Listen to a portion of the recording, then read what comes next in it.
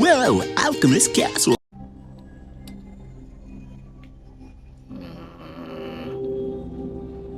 Dynamic. Current location on the map and reveals additional bonus. We do not care.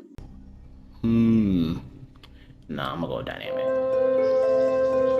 Sweet, jump right into it. Okay. Alchemist Castle.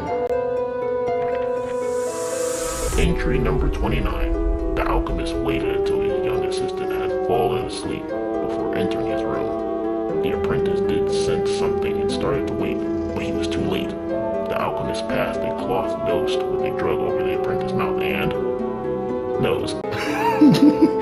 And as the young man was forced to inhale the vapors, he lost consciousness. Eventually, he woke up to the sound of an explosion and looked around to find himself outside the castle's entrance, with the door bolted shut. Just as he suspected, the alchemist had betrayed him. He had been used for manual labor and to retrieve components from the village. He refused to let things end in such a disgusting manner. He had as much invested in the stone as the alchemist.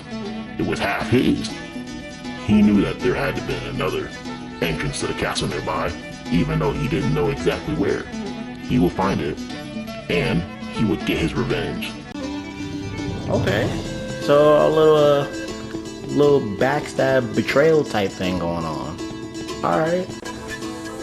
Entry number 30. It didn't take long to find another entrance. If he could jump across, he would reach the alchemist room. Okay. Yeah. Entry number 31. He couldn't jump across. The gap was too wide. This one was smaller though. He could easily make it. Why y'all set me up? Entry number 32. The gap was wider than it looked. He didn't quite clear it and fell down. The floor didn't look very sturdy.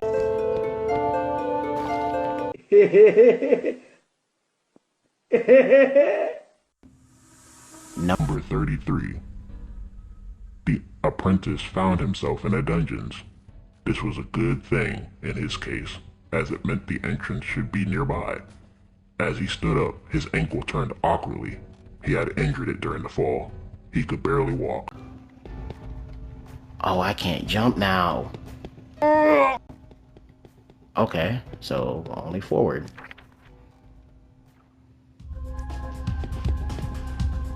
Hold on.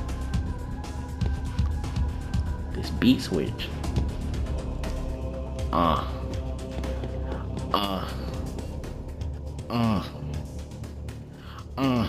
ain't finna start rapping. Entry number 34. He winced for a second as he saw the bat in front of him. He had encountered some creatures in these dungeons before. Most of them were not aggressive, but he had been chased by a rat once.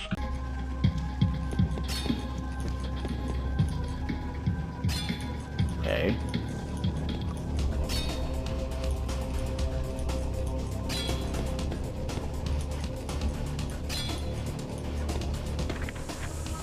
Entry number 35. These totems made him feel better for some reason. He raised its handle to mark the way he had traveled. Now he was feeling a lot better. Oh, never mind. I thought I meant like his condition. Entry number 36. He wasn't sure if the potion he found was made by the alchemist, or if it had sat there for decades. Judging by what he could decipher of the writings and symbols on it, it seemed like it might be a healing elixir. At this point, he didn't have much to lose. He drank the potion, and in just a couple of minutes his leg felt much better. He was able to jump now. He wasn't sure if the potion he found was made by the alchemist or if it sat there for decades. Wait, what? Oh, okay. Entry number 1. The castle that stood near the village was so old that no one knew it was built or who built it. Oh, no one knew when it was built or who built it. It had been there for so long that countless legends were told about it. Some thought that it was cursed, and others believed that it was built by the devil himself to hide one of the gates of hell. There were people who laughed at these stories. But even so, they avoided the castle. From time to time, especially during stormy nights, eerie sounds drifted from the castle. Were these dark forces responsible for the noises? Wild animals? Or just the wind? No one seemed to agree. Okay, so I guess just a little backstory. People never really liked the castle. That's cool.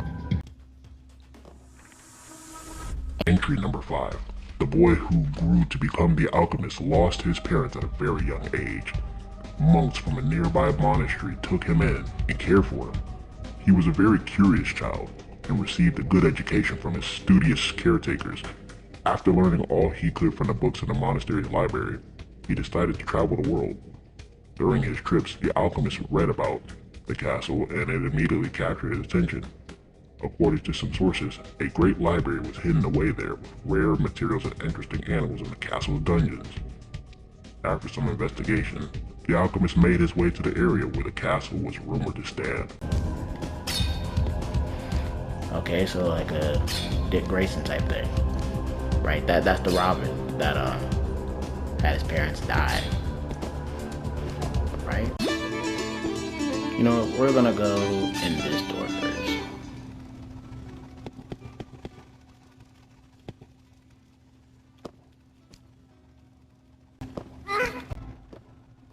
What? Okay. Entry number 2. On rare occasions, a young man will refuse to believe the superstitions about the castle and decide that he would be the one to confront and dispel them. Few of these brave men ever returned from the journey. Those that did manage to return claimed that they found the entrance. However, they all refused to go there again. Entry number 3. It was not surprising that this ancient castle was the subject of so many legends. For hundreds of years, it witnessed countless wars and sheltered many masters. With each war, a wall was destroyed and a new one was built in place of the old one. Every lord who ruled over the castle adapted it to fit his needs. My gosh. As time passed, the castle became a maze so vast that it was impossible to maintain. The last lord to reside within its walls died alone, with no heir to assume stewardship of the property. Nowadays, the castle is surrounded by a very dense forest. It is not hard to imagine how an adventurer who found this entrance may easily get lost in its depths. Okay. Oh, well, I still can't get to it.